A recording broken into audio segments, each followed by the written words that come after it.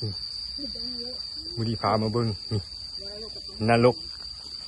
รกบนดินนี่นี่เบิ้ง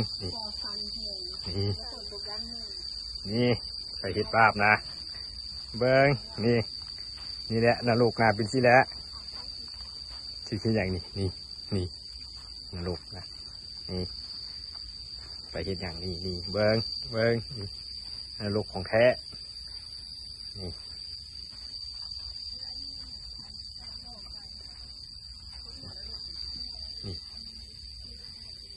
ลงนรกนี่ลงหม้อนี่ไฟไหม้เลยนี่อ๋อนี่ถึงอย่างนี้กาจกจิตไส้นี่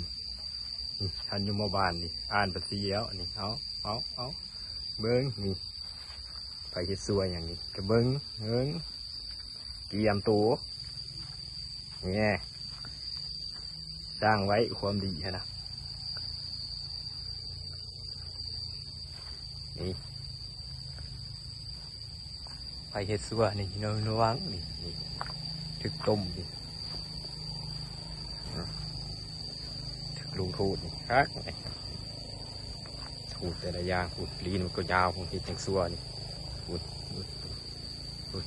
ขึ้นต้นนิ้วอีกคนต้นนิ้วนะเ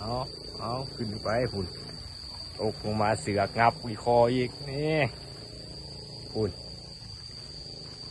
เอานี่ตัดหัวกาตูดนี่ผ้าครึ่งอีกคนเฮ็ดซัวบ่นะนี่ยังบ่เศร้าบ่เฮ็ดซัวนะเฮ็ดซัวลายเฮ็ดลายโลดเจียมตายใช่ไหมนี่เบิ่งเอานี่แหละของแท้นะไปมักเฮ็ดซัวนะวางรถเหยียบรถนี่อย่าบอกกูบ่เตือนอย่าหาว่าบ่เตือนไปเฮ็ดซัวนะเกียมไปอยากรอดนี่เป็นคนดีนี่สูงมัดคอคุณมานี่ถ้าอยากรอดอะไรเฮ็ดดีไว้ไปสีดอด